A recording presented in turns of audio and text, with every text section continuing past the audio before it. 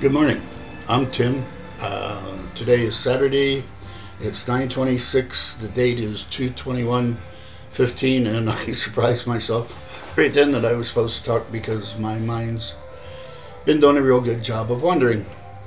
I want to thank everybody for all the birthday wishes yesterday. All day yesterday, I kept on feeling really tired and I don't want to say overwhelmed, but really tired. So I napped most of the day yesterday, or just, if you want to put it the right way, slept in my chair other than when the phone rang and people came over. I got on the computer, I turned on the computer a little bit in the evening and sent out some thank yous to people for the birthday wishes. And just was tired, so I went back and got in the chair and hooked that back up to the oxygen and went back to sleep.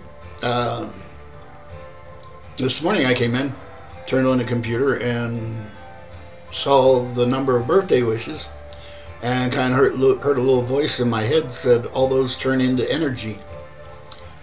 And all the wishes turned into energy yesterday, and I think just kind of overwhelmed me. I feel a lot better today, and I want to thank everybody for it. It was a cool experience. I imagine it happens to us every time that we have a birthday, but maybe this time I was a little bit more open to the energy or the sensation of the energy. And it just tired me out. I wanted to cover the thank yous. I made myself a few little notes because I know how forgetful I am now. Terry and I went to the grocery store a week or two ago, and I got on a little cart and had a list, and I was going through, and I kept on getting lost in the store. And afterwards I decided that I didn't need to go into stores anymore because it's an awful lot of work to do it. So I'll just kick back, relax, and do things from home. Made some good cupcakes, and just grinding the cannabis up in one of them little round grinders about yay big, putting it in there, grinding it. And I've got a crock pot without I guess it's a warming pot. It's like a crock pot, but it doesn't have any settings on it. You put fondues and cheeses and stuff like that in there. And I take that and I put in about a cup of cannabis oil. And then, or no, take that back. It becomes cannabis oil. But first I put in, most recipes call for about a third of a cup of butter or oil or whatever, and I use the coconut oil in place of it. So I put the coconut oil in there, put in about a cup, and turn it on, leave it on for probably about an hour. And I got to change screens. I'm tired of looking at me and seeing everything that I'm doing. So there we go. I think I put you down. I don't think I shut you off. If I shut you off, then I'm going to be talking to the screen, turn you back on, and find out you died a long time ago. Anyway, I do the coconut oil, and I put that in the crock pot and leave it for about 45 minutes or so. Take a meat thermometer and set it in there, and it's usually around 190, 195. So then I add the cannabis that I ground up in the grinder and put it in there and leave it in there for maybe another half an hour and unplug it and just let it cool down. Then we pour that into a container, and I don't run it through a cheesecloth or anything. I put everything in the oil, and it becomes liquid at 72 degrees. So you can put it in a refrigerator and gels right up. And then you take out what you need, and I put the grinds in there also, what I've ground up in the cannabis, and put that in there, and you don't even notice it's in there. Before I was putting it in, when I put the oil in, and I was burning it. So I've learned that you got to heat the oil first and then add the cannabis. And coconut oil is a lot better for you than butter or margarine or anything like this. So you can add it. When I was in the hospital and stuff, I didn't feel like eating very much. So I had Terry bring me in. She made some for me and brought it in just the oil, and we cut it into squares. And then I just eat it. It tastes like coconut. You know, it's not bad. One time made a little bit strong, and you got a refrigerator in your room you're in, and they normally came in from the kitchen to check the thermometer, maybe once, sometimes 2 times a week, to check to make sure that your thermometer, your refrigerator is cold, staying at the right temperature. And when Terry brought me those in and put them in the refrigerator, they must come in and check my refrigerator about 4 or 5 times that week. The nurses would come in, and or the CNAs, some of them knew what it was, but other ones would say, "What's that smell?" Because of the cannabis and the coconut mixed together, it just smelled a little bit different. Okay, I'm on oxygen 24/7 now. I got to get a connector because I got another long piece of hose, and I'll use it for coming in here, and then do a disconnect and use the other hose in the living room, and put this off to the side so I don't have hoses strung all over the place. They gave me a whole bunch of tanks from when we went to Sedona in case I needed them, and I didn't need them up there, so until I get the connector, I'll be using them down here. What else we got? Oh, the music. When I'm 64 has a new meaning. When I heard it when it came out, I was probably late teens, early 20s. And hear it now, it's kind of like, wow, I never thought I'd make it this far. And the words of it I caught the words of it. Another one the one I really like is Turn a Page. I took off from here with a friend of mine. We were riding on the bikes out to see another friend out in LA, or actually Santa Monica. He lived right by the Santa Monica Pier on the Pacific Coast Highway. You could sit in his kitchen at the kitchen table and drink coffee in the morning. And the sidewalk that they show along the beach, it goes right by his kitchen window. So we'd sit there and drink coffee and watch the people go by and stuff. It was pretty cool. We took off. We went to, back then, Easy Rider was, Dave Mann was doing the posters for Easy Rider, and there were a lot of places around LA or around Topanga Canyon and along the beach there and stuff. And partner took us out one day, and we hit about 3 or 4 of them. The places that Dave Mann had drawn as the centerfold. It was really cool, and there it looked, seeing it, it's almost like he took a picture and did a drawing from it, and it was really pretty cool. But the ride back was fantastic. I left about 9 o'clock on Monday morning. The only thing it did was get really hot. The guy I was with, he was going up to Oakland. He had some business up there.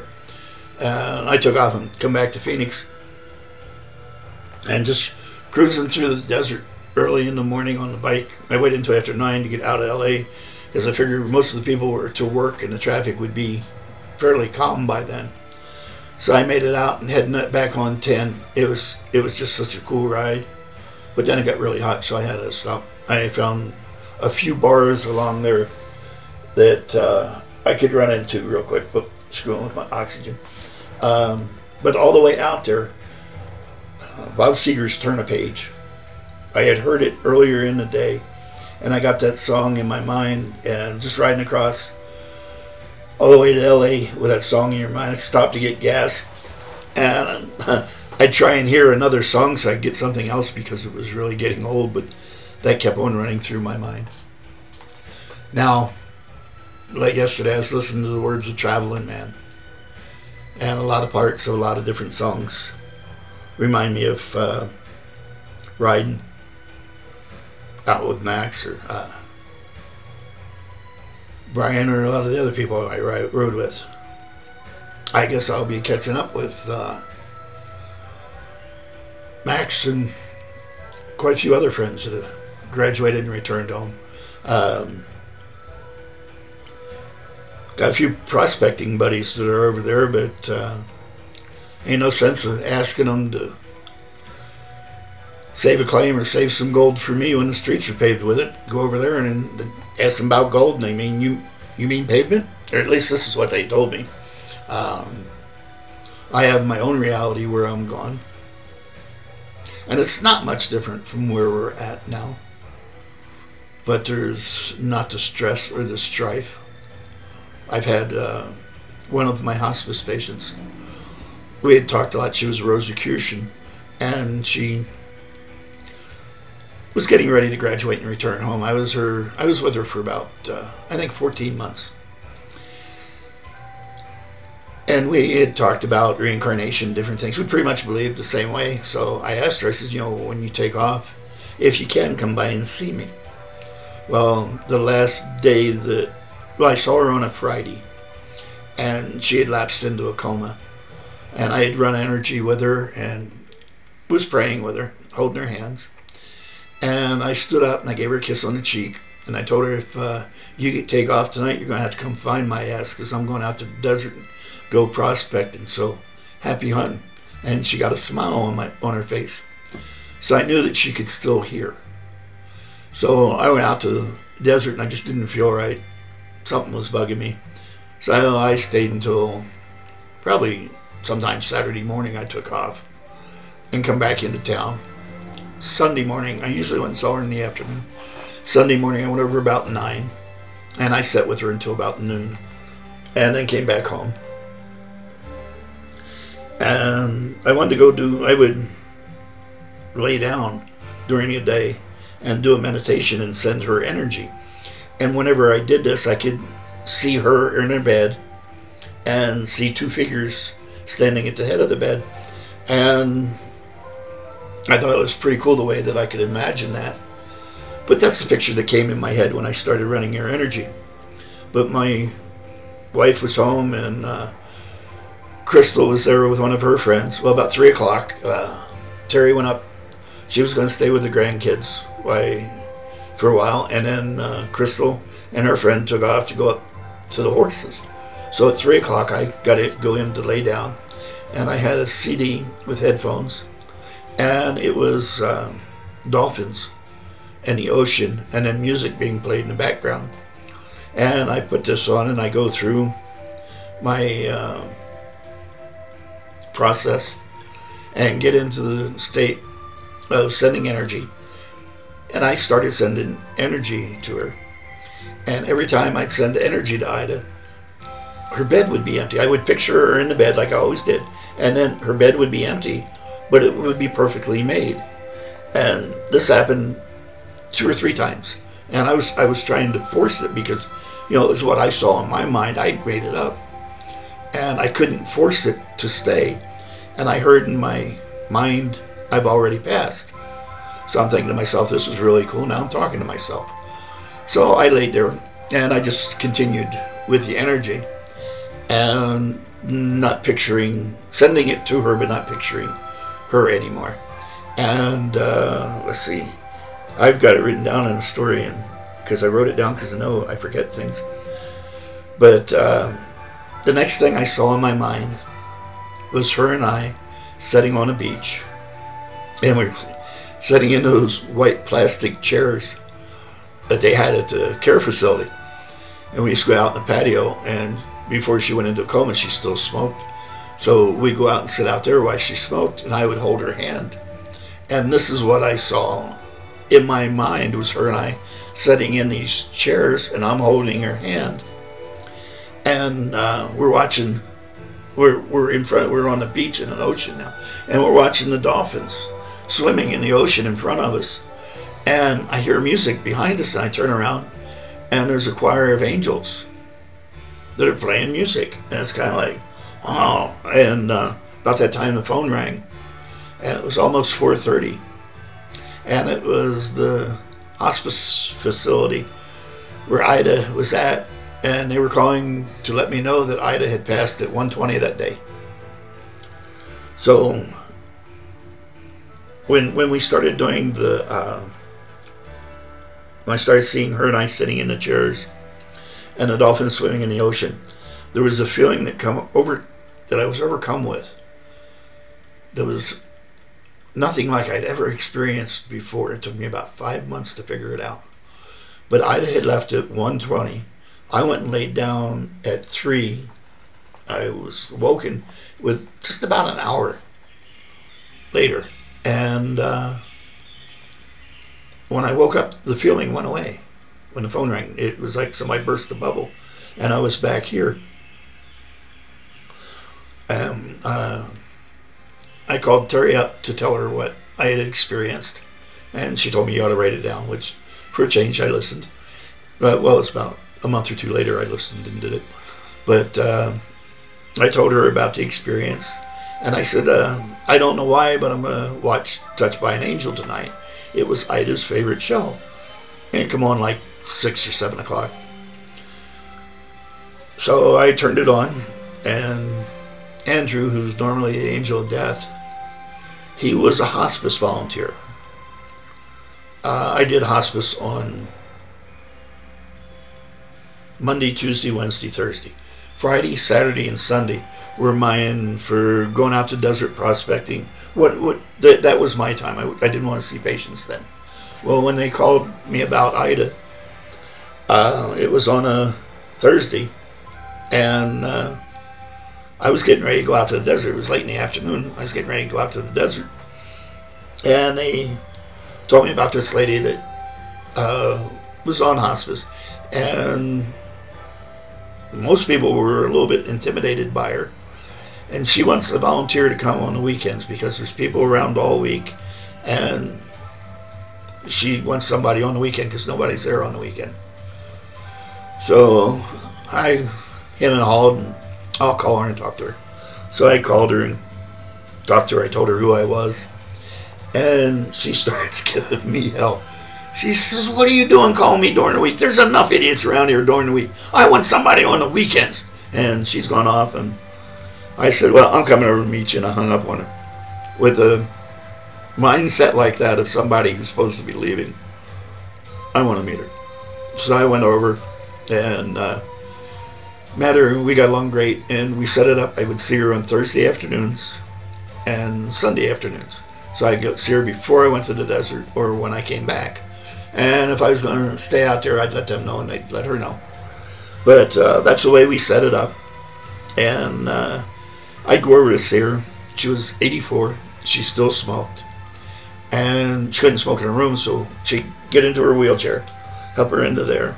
And we'd go out to the break area, seating area outside. And I think she was walking then. But I was carrying her stuff. And we went out there and sat out there. And she asked me one time, "Do you think I'm a horrible person because I smoke? Everybody here says that, you're on hospice and dying. It's horrible. You're still smoking." I kind of laughed and said, "Well, do you enjoy smoking?" She says, "Yeah."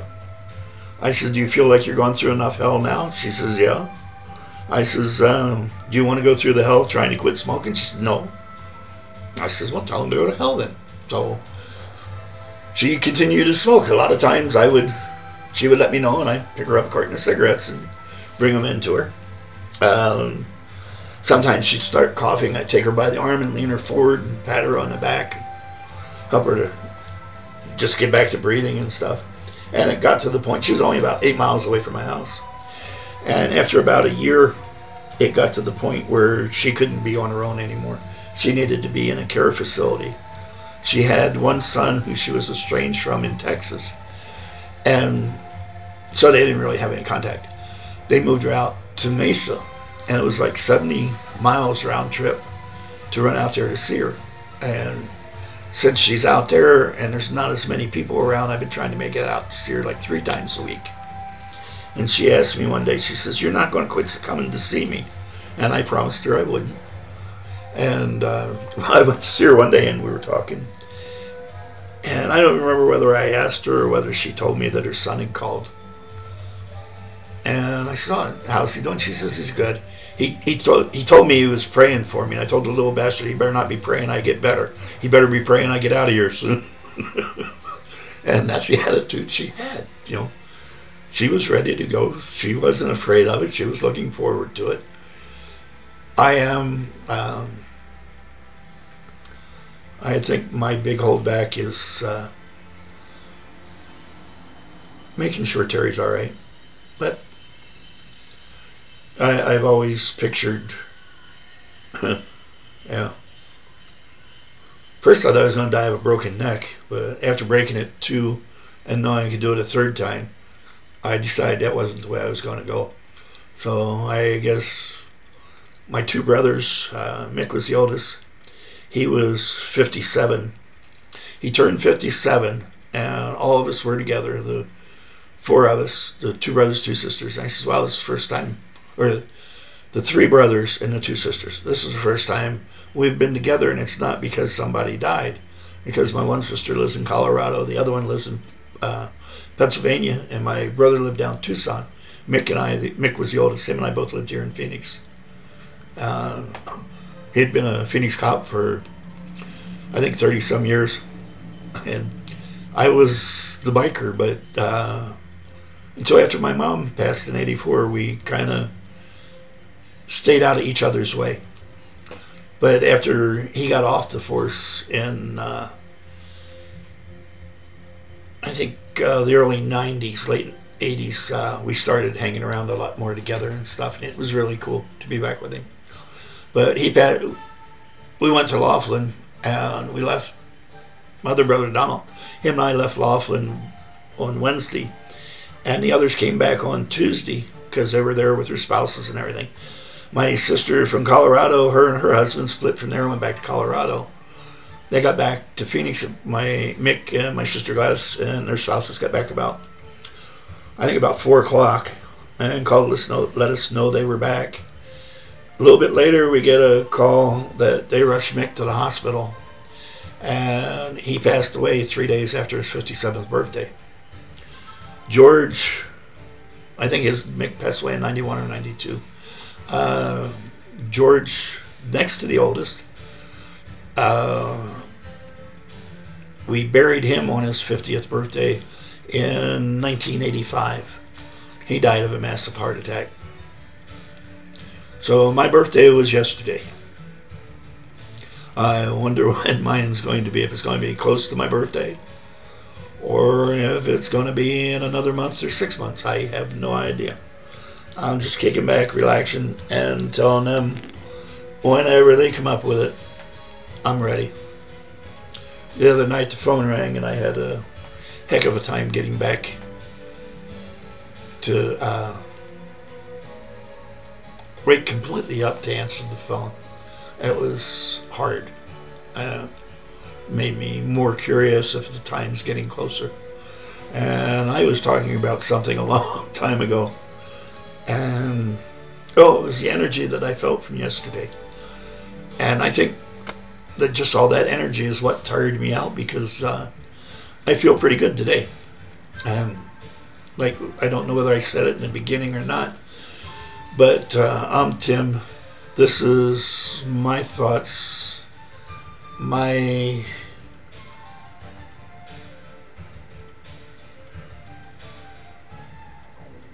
thoughts, my remembering, my wisdom if we're lucky, and I can't even remember how I used to start this. Yeah, I think the mind's being affected a little, and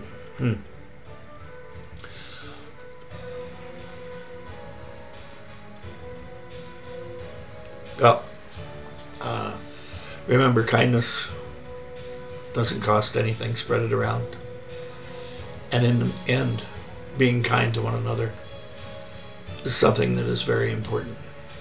So I'm trying to get something else into my mind, and it's just completely blank right now. I hear the music. I have little things coming in. I've been thinking about some of my rides that, like, Max and I went on, going up to the north rim of the Grand Canyon, taking off from Jacobs Lake. I think it's Fredonia. It was about 44 miles away. And just glad we'd leave the... Max would take a different chick each year, and Terry and her would stay at the camp and set up camp and stuff. Or just be at camp, depending on what time we got up there, because we ended up having a lot of bikes up there, and they would come in from just about all over. But we'd meet up at the campground, and Friday or Saturday we'd run into Fredonia and get some steaks and have a barbecue. This one year on the way up, when we stopped at Marble Canyon, my brakes worked when I stopped at Marble Canyon. We went in, had something to eat, got something to drink and stuff. We took off. We were on our way up to Jacobs Lake, and you climb like 4,000 feet in 30 miles.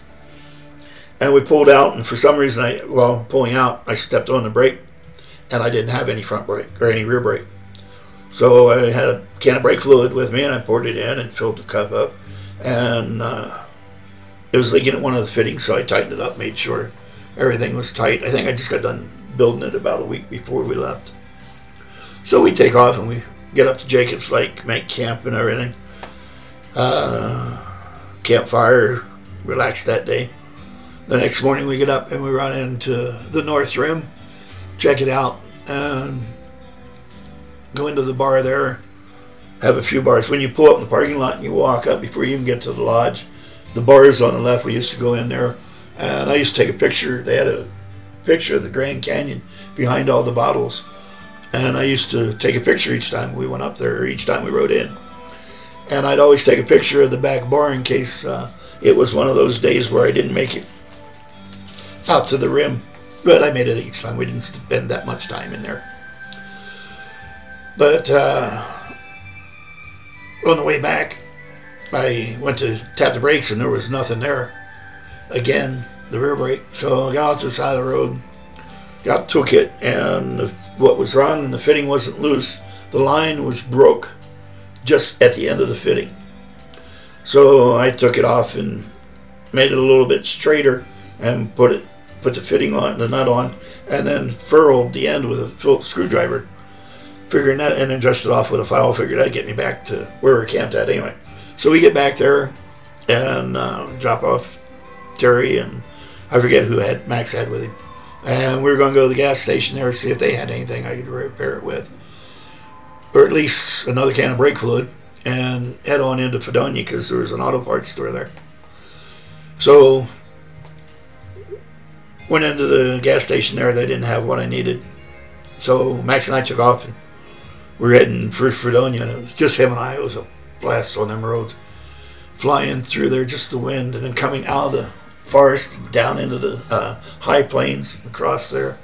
It was really a cool ride, and I didn't have to worry about stopping. So, and then we got into Fredonia, and we'd been camping and riding, so we weren't the prettiest of people to show up, and I imagine I had a cut on or a leather jacket or something. So we walk into the auto parts store, Napa Auto Parts store, and the guy who is at the counter, he's a pretty good sized dude, and he's standing there with his fist down on the counter like this, nice buzz. And this was in probably 85 or 86. And then, like, the other farmers and the people from town are sitting there on stools drinking coffee, and they're all talking. We open the door and walk in, and conversation stops. The guy behind the counter looks at us. "Can I help you?" "Yeah, man, I need a brake line." "How long?" "Well, at least until I get back to Phoenix, man." And that changed the whole energy in the store. Guys started laughing and realized that we were just people and just riding a long ways. Got the brake line I needed, fixed the bike, and it was just a fantastic time up there for Max's birthday. I don't know how many people showed up. It started off, there was maybe 5 or 6, and then it'd get up to more. Let's see. When we went in one year, there's probably about 6 or 8 of us, and we rode into North Rim, and we're coming back to camp. And there's pieces of clothing alongside the road, or in the road. So we start stopping, picking it up and stuff. And I forget how, it's like 30, 40 miles from Jacobs Lake to the North Rim. There's the entry gate, I think, is 13 miles before you even get to the North Rim. But you come out of the forest, the roads go through the forest like this, and you come down, and here's a beautiful meadow. It might be a mile long, it might be 5 to 10 miles long. And we saw deer and elk, turkeys, all kinds of wildlife up there. But we're finding all these clothes as we're going back. And we're back up into the forest going through there. And it was on the weekends because during the week the logging trucks running. That's a trip. Running the roads with the logging trucks. But anyway, there's a couple off to the side of the road, and she's holding a little bit of clothing in her hand. So we all pull up, and everybody starts giving them the clothes they picked up. They were from Denmark or Sweden. They had come over to the United States, bought a motorcycle, and no, they flew to California, bought a motorcycle in California, and they were going back and then fly home from New York. And they couldn't find any place to crash up there because the guy at the camp post, said the campground was full, which you're only allowed to have 2 vehicles per campsite. Even though we were on motorcycles, they still frowned a lot on us, but we told them come on, park with us. So they camped with us. Next morning when we got up, the camp host was going around writing down all of our license numbers. We did that for probably about 3 years until the last time we showed up. We never got in any trouble. We never did anything. We just camped there, but they didn't like us camping in their campground. So they told us that we might as well just go camp in the woods somewhere because we were not going to be able to camp there. Kind of died after that, I think. Last time I was up there, I drove the van up because I had a broken neck, so I couldn't look to the left or the right. So I drove the van, and then when we got up, my brother Mick, he took the motorhome. We got up there, and I drove him around through the back roads. We saw the kaibab squirrel, same as any other squirrel, except it's got a white tail. And the North Rim is the only place it's supposed to exist. But I'm just rambling along, so I've enjoyed my life. I've had a hell of a lot of fun. Terry asked me if I had a bucket list, and it's kind of like I did everything I wanted to do while I was growing up. If I wanted to do something, I usually did it. So, no bucket list. I don't think, well, yeah, I wish I could have been closer to my sons, but I guess that's not happening. So we'll go on with what we've got. And it took me a long time to make this one because now I'm just rambling, but I'd like to have something to say when I start. And this time I did with the thank yous and all the energy that was sent my way yesterday. There was a noticeable difference. Continuing to ramble, the last bit is if Joe, if you're watching this, it was really cool hearing from you, getting a friendship post on Facebook. Joe and I were friends in grade school. I think the last time I saw him was about 1970 or 71. And also, I have connected to Fred Pucciarelli Sr., used to call him Pooch. Him and I used to run together when I was in high school in Jersey, first year or two. And he used to have an old 62 Chevy Impala with a 4-speed in it. And I think it had 283. Damn, that son of a bitch was fast. And Bob Cedar, he just got a hold of me. He's the other guy we used to run around with. It's his older brother's car that I had when I kind of had an accident without a license. And